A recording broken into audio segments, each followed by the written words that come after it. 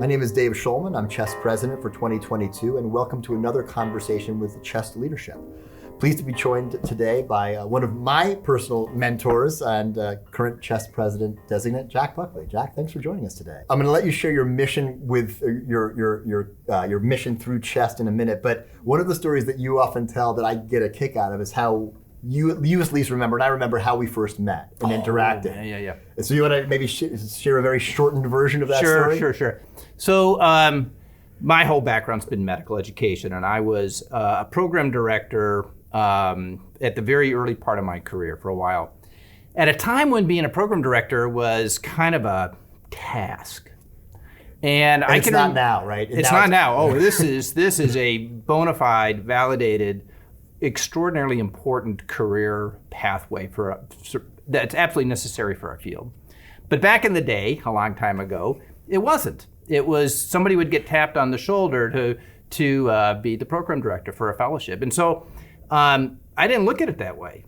I looked, this is too important, and I wanted to advance that. I wanted to advance that role of a program director and being recognized.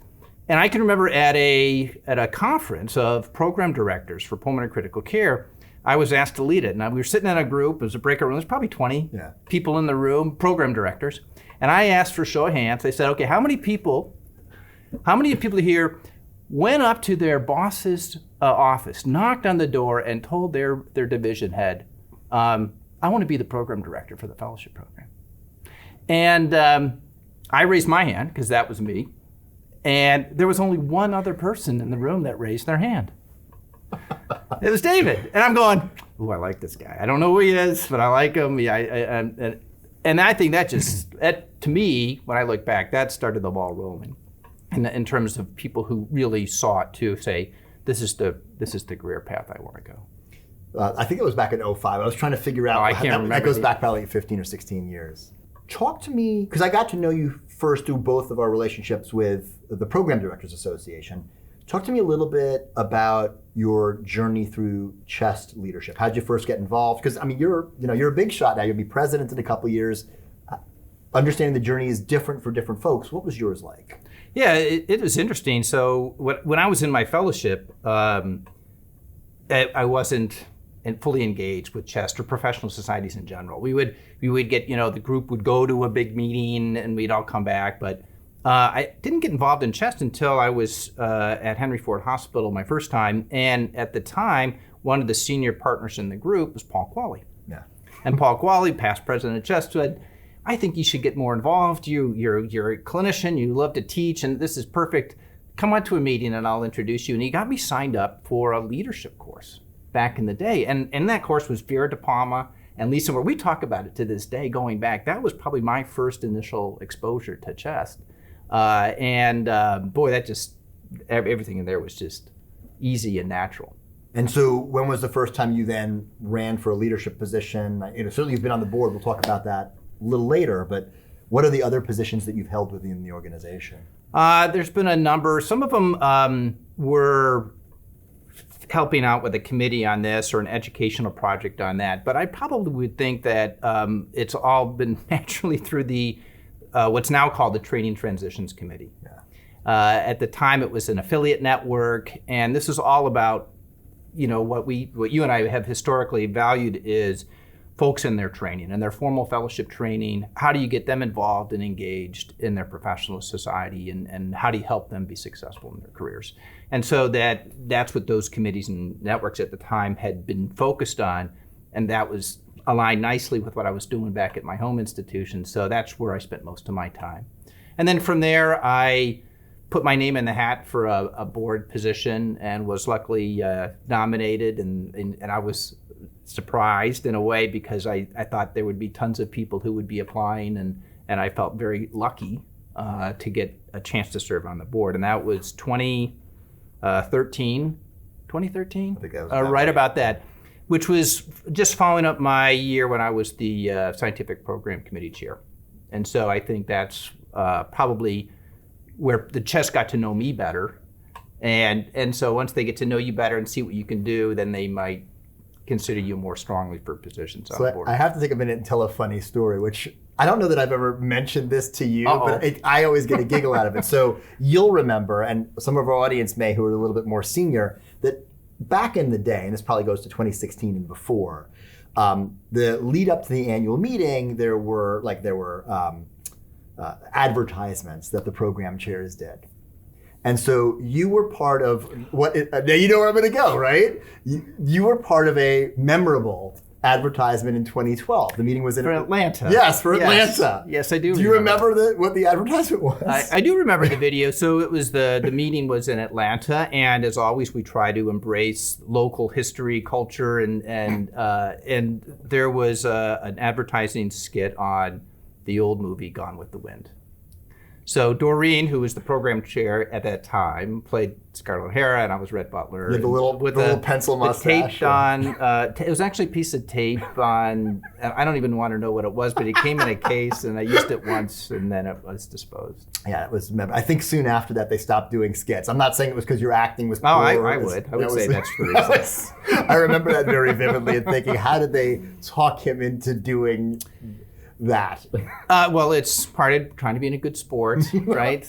Some things you do, you have to get out of your comfort zone from time to time. So that was fun. Yeah, no, it was. Looking back, it's fun. It was good. I want to get. You mentioned the board regions. I want to get back to that in a minute. But you started with training and transitions, and one of the things, and you opened with this push for education. What is your perspective these days on how junior folks, medical students, residents, fellows, even junior faculty interact with national organizations like CHEST? How has that changed? And what, if any, advice might you offer? That's a lot of questions tied together.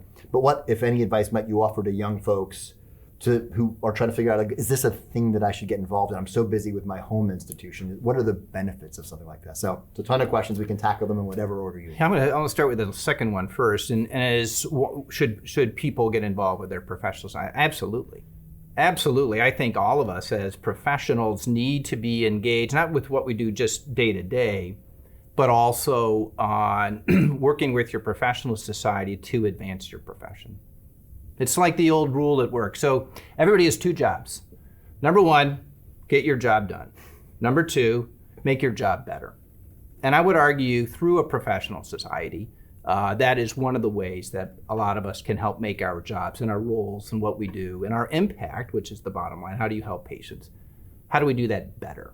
And working with your professional society is probably one of the most important ways to do that.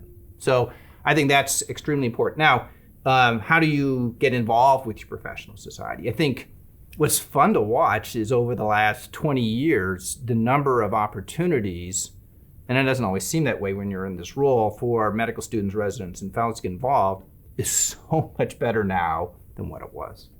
That used to be, you would stand on the sidelines and hear about national meetings here and there, and watch your professors and attending physician teachers go off to these meetings, come back, and they learn about all this new stuff, the cutting edge stuff, and you just wonder, oh, okay, am I going to get tested on that or something like that?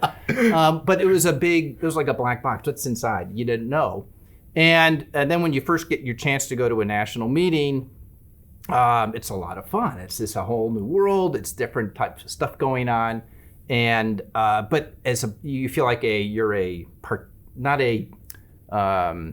participant, you're an attendee, but you're not engaged in influencing how things go.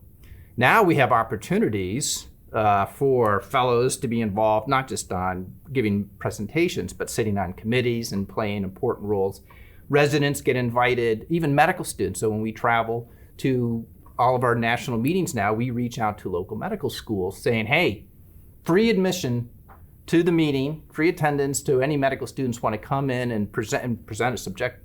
Right. Submit a poster. Meet leadership, play around in the simulation center. Absolutely. For CHEST. Yeah. Just get a little dose of what it is. And it's a blast. We get wonderfully positive feedback from those folks.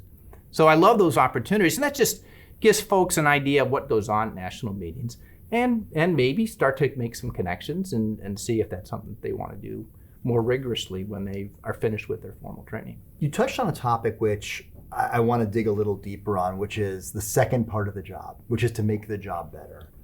I think particularly over the last couple of years, and even preceding COVID, there's a increasing sense from faculty, and it may be the case in private practice as well, I don't know how to change things. Like, the job is tough. It's a bit of a grind. Like, I think my colleagues have my back. I worry a little bit about the healthcare system not necessarily being as supportive of individual level people. And they just they withdraw. They say, I don't think I can change things.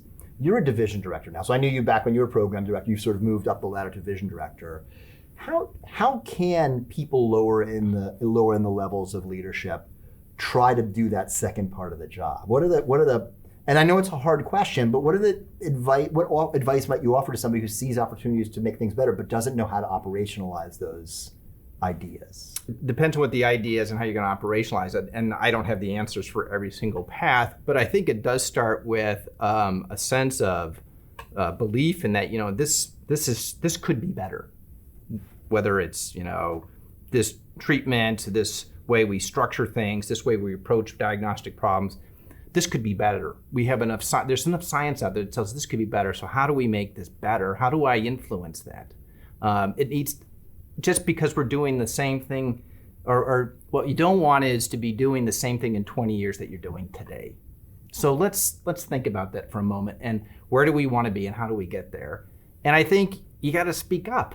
You got to submit ideas, and you got to be willing to try something new and advocate for something that you believe in. And sometimes that's calling out things that should probably be stopped and go away. Put it aside. No, we've done that. Let's move on. That's not work. We tried it. It's not working. Let's do something different. And you have to be willing to do that. And it kind of comes back to being, I don't know, you have to, and this is just personal, but we all reflect on how we're doing in terms of our own professional development. And what I learned about myself is fairly early on is I do better when I am being more honest and authentic about who I am and what's important to me. And that freedom to be more authentic, or that need for me to be more authentic, is extremely important because that helps fulfill my sense of purpose, right? It's like the things that you need for a satisfying career. You want a sense of purpose, and you want to work with fun people, good people. Those two things, you're gonna have a fulfilling career. And so it's that sense of purpose and being able to identify that. Now in medicine, it's fascinating. I would argue it shouldn't be too hard to find a sense of purpose. And in fact, for folks who struggle with that, there's usually something else going on that's getting in the way. So if you can just always kind of put that, why you're there, what you're trying to accomplish, the big picture, little picture, doesn't matter as long as you have a sense of purpose that drives you. And let that take you to wherever you're going to go and helps you accomplish what you want to accomplish. I love what you've said, and I think it actually ties back to the CHEST mission a bit, because one of the privileges of getting a little older, being a little more senior, is we have a little bit more of an ability to speak truth to power without ramifications than people who are a little bit more junior. But I think when you come to a place like CHEST, where you can speak to folks like us or other people in leadership, and we're not in charge of your career at home. We can offer counsel. We can try to get the groups together and say, look, this is a persistent problem, not just in your institution, but across your state, across your region, across the country. And talking to us doesn't really put any risk to you in terms of local ramifications that might come of speaking truth to power. I actually think that's one of the things that in the advocacy space, being part of a national organization, be it CHEST or other, has some value there. Oh, absolutely. Absolutely. And it's exactly those types of things. You have a personal struggle that you're working on at your own institution. Maybe it's the way it's organized. And you go, gosh, am I the only one having this problem at my institution? And so you start talking with people at Emory or other institutions or other big group practices, and you say, you guys encounter this? And what do you do? How do you handle this? I was asking Steve Simpson about this the other day. How many patients does an APP in their intensive care unit cover during the day? And how many do they cover at night? I'm going, okay, that's about the same that we do. So maybe we're on track. It's this networking, trying to understand that, hey, you're not doing this alone. Is this normal? Or is this something that everybody experiences? Exactly. You can only know that through networking extramurally. And sometimes, as awkward as it might be, you realize that you might be the outlier. And you might be thinking you've got it worse when you've got it pretty good. Yeah. It's a little humbling, and sometimes but that's useful for you to know about yourself and how you look at things. It's like, okay, maybe I had that wrong. Maybe and so it helps get you anchored a little bit better, I think. And really, for me, CHEST is the best place for that, is that opportunity, because we have a nice diverse group of people in different roles. You got academics, you got geographic distributions, you've got private practice groups, big, small. For me, I love running into past fellows that I've worked with, scattered around the country, and tiny little 1-2 person groups versus big mega organizations, and hearing their stories about what they're doing. That's a lot of fun. And I'll ask them questions. Oh gosh, you're out in the real world. Sometimes I worry I get cloistered in the academic culture, and you miss out a little bit on what's going out there. And then talking to them, I'm learning back from them. Yeah. And they seem to like that. They're like, oh, I can finally teach Buckley something. Actually, they've always taught me something. Yeah. They just didn't realize it. Didn't realize it until then. That's always fun. But it's a great way, the networking opportunities, and people talk about this. This is one tangible way, is what you learn from that. Let me turn to the board. So you joined the board in or around 2013. You were a member for 6 years. You stepped away for a couple of years, and now you're back serving in the President Designate role. Without getting too deep in the weeds, can you give the membership a sense of what does the board do? Like, we meet quarterly or so in person. We'll have a couple of additional phone calls throughout the year. What happens therein, and what do you think is the most meaningful thing that the board is doing that led you to kind of run for president for 2024? I guess will be your year. Yeah, it's a great question, and I'll confess that when I first joined the board, what I thought the board does and should be doing isn't really wasn't as accurate as it should have been.